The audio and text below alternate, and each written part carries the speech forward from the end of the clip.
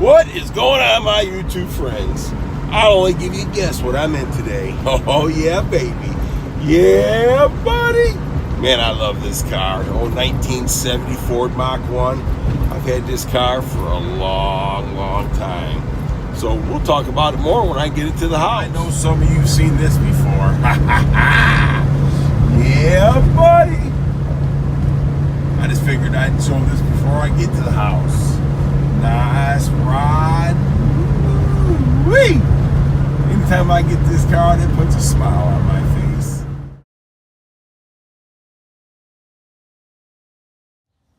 Well, what is going on, my YouTube friends? Guys, I've had people ask me about this car because I don't get it out a lot. I really don't. Roads in Michigan are bad, so they just beat this poor old thing to death. So I don't take it out a lot unless it's a cruise or a car show or something like that. But I have a lot of people asking me to do a walk around. They want me to show the car. So I'm going to show you the car. I'm going to tell you the story behind it. Because yes, we've had this car for a very, very long time. And if you can tell by my voice, I got some crazy cold or whatever it is. You know, these first cold, summertime colds are the worst. So, but anyhow, let's take a walk around. Guys, this is a 1970 Mach 1 Mustang, 351 Cleveland, M code. M code meaning it was a 351 Cleveland 4-barrel. Automatic, no air, no power windows. All it has is power brakes and power steering. This is the first time I've had the car out this year. All right. I love this car. And this is just something my dad bought me when I was 12 years old. And we'll get to that here in just a minute. So let's do the walk around. So like I said, it's a 351 Cleveland. Let me get the hood hinges right here popped up here. Yeah, buddy. Good old fashioned hood locks. Pop the hood. Here we go. Good old fashioned 351 Cleveland. Oh yeah. And some of you folks have seen this car. Some of you folks seen this engine. Some of you haven't. The car was restored. It was on a. They did the restoration. It was back in 2007, I think it was. I'll show you that story and get all that to you here in just a minute. I'll get that story for you. But it's an automatic car, and it's just a beautiful car. I love it. You know, I mean, it's not the nicest car on the road, but it's mine. Here's the interior. Yeah, it's got some old stuff from some of the car shows and stuff in it. And yeah, but I don't know what that is on my seat. But yeah, automatic. The interior is in really good shape. The interior is actually original. Door panels are all original door panels. You know, so I mean, yeah, this is my baby. But it's just a 1970 Mach 1. It originally came from the factory yellow, and I'm gonna keep it yellow as long as I own it. You know, so, but yeah, it's got a door sticker on it still. I've had, like I said, I had the car since 1978. Let me shut this. You know, so I mean, but yeah, it's a wonderful thing to have. You know, it's definitely a keepsake, and I'm glad I've kept it as long as I have. You know, but yeah, people wanted to see a walk around, so I'm giving you your walk around.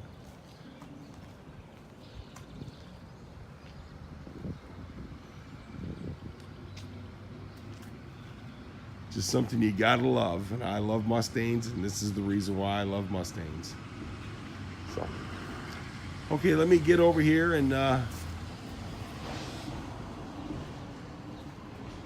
turn this thing around, and I'll tell you the story, you know, of how I got it.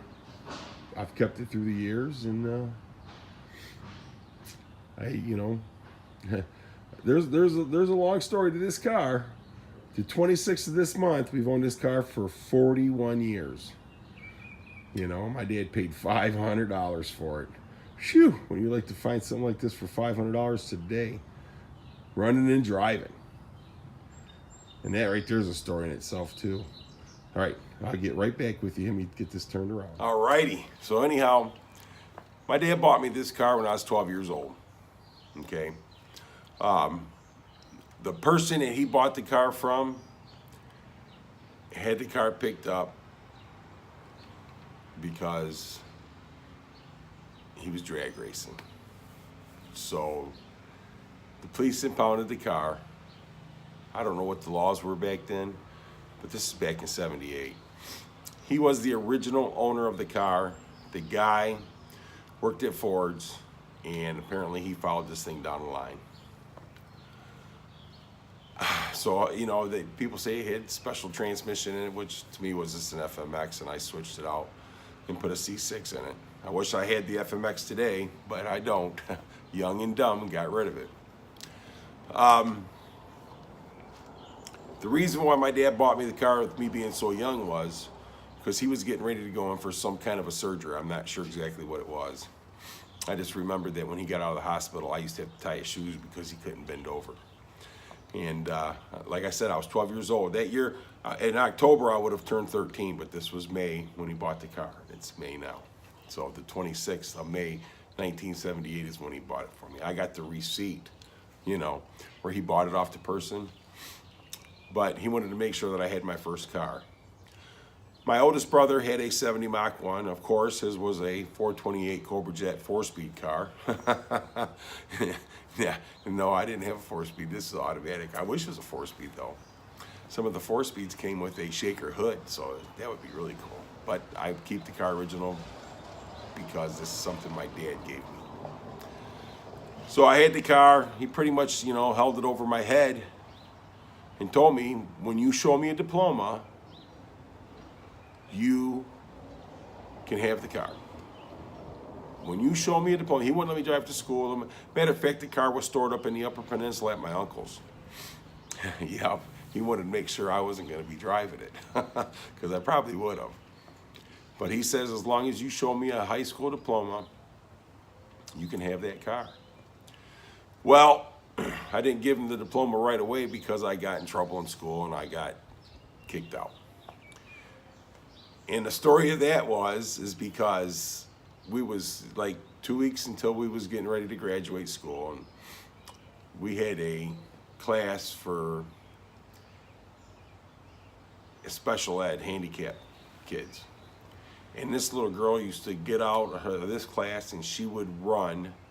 I mean, her legs would just go like wagon wheels, buddy. Just go to the locker so she could put her stuff away and get on the bus. And some smart aleck tripped her. And she slid all the way across the floor. Her books and everything went everywhere. And before I known what I'd done, I had grabbed a hold of this fella and commenced to beating his head in. Well, the principal come up, vice principal come up, and he grabbed me from the back as I was getting back to hit him. The kid. I elbowed the vice principal in the nose. So I got dragged down to the office like a Raggedy Ann doll. And like I said, I got thrown out of school. I'm sorry about that. I got a little bit of a phone's kind of running out of charge here, so let's give it some juice. So anyhow, so I got thrown out of school, so I had to wait, you know, and do a half a credit through summer school. And so I got my half a credit and I went down and got my diploma. So yeah, anyhow, my punishment was because of that. Of course, we had the junkyard by then, and I had vehicles to drive. So I mean, but it wasn't this vehicle, you know. So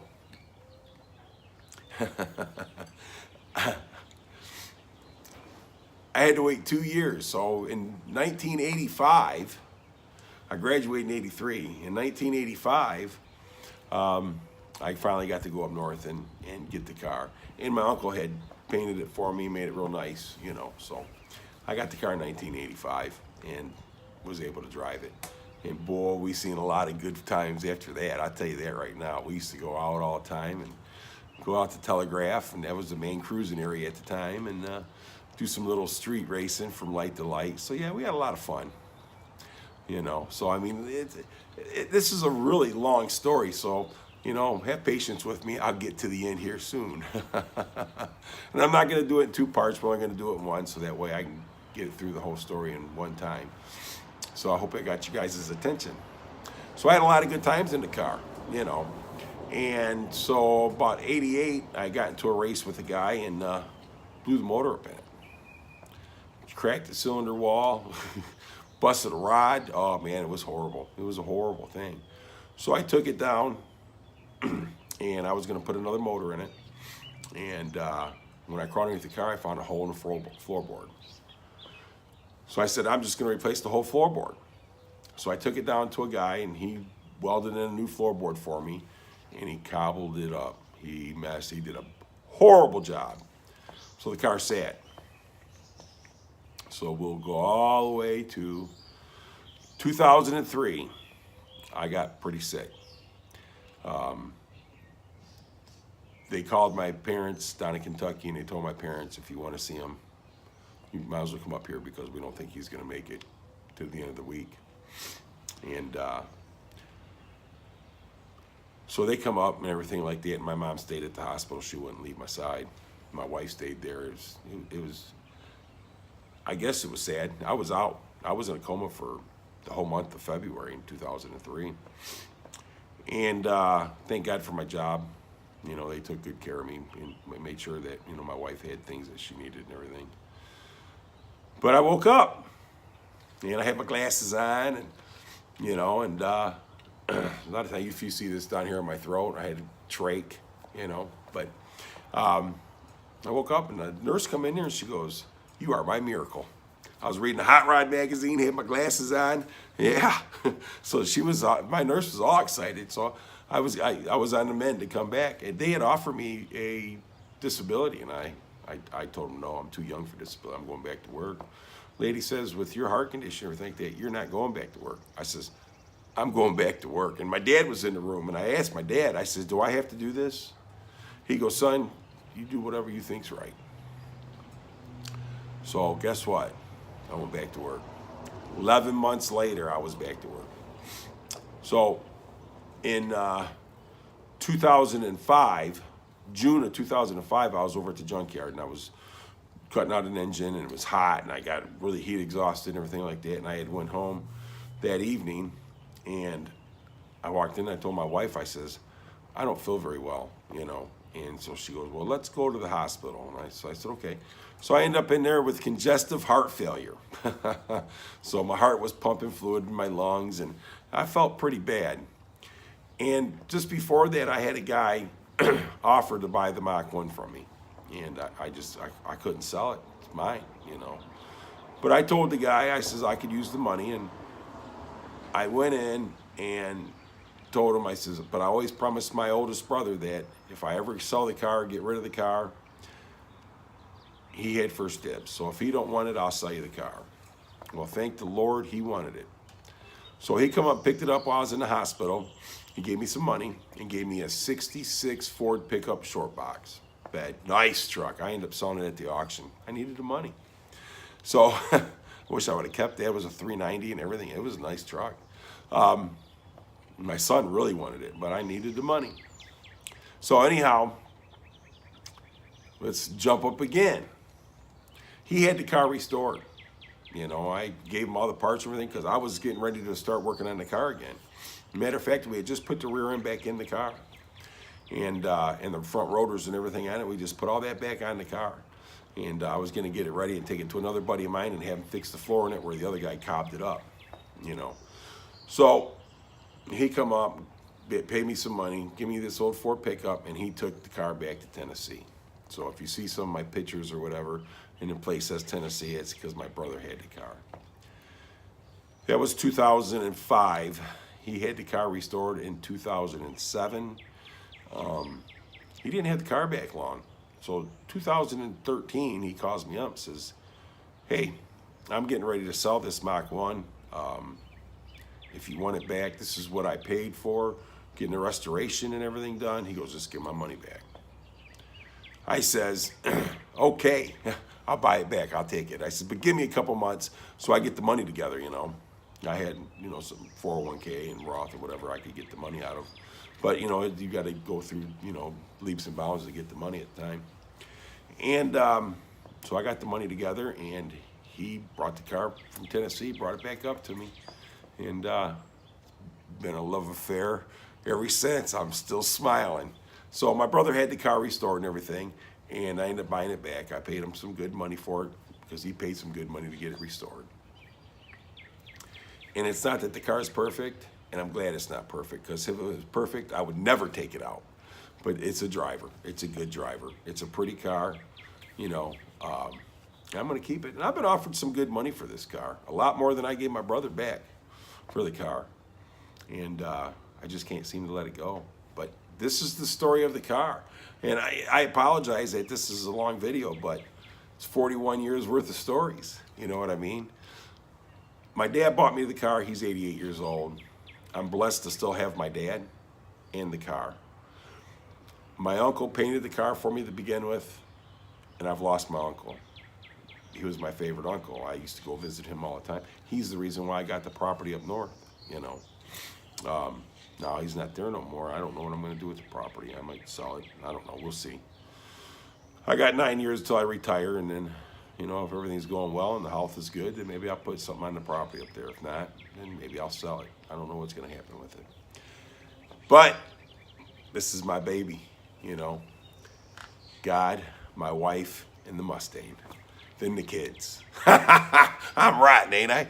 But I've had this thing for a very, very long time. And I hope the color looks better in the video when I load it than it does now, because it's kind of, I don't know, crappy. But anyhow, it looks bad from where I'm standing at. But it's a video. And I did a walk around in the car because people had asked me to. And that's my story, and I'm sticking to it. So 41 years of love right here. The 26th would be the anniversary that I've owned this car. 41 years. My brother had it for 8 years. So, all right, guys. Thanks for watching. I appreciate each and every one of you. Sorry about my voice being messed up, but, you know, it is what it is. I missed 2 days of work because of this, you know. I don't want to go to work and make everybody else sick. Then they yell at me, why'd you come to work? You know how it is. All right. Thanks a lot, guys. Have a great day, and I hope you enjoyed the video.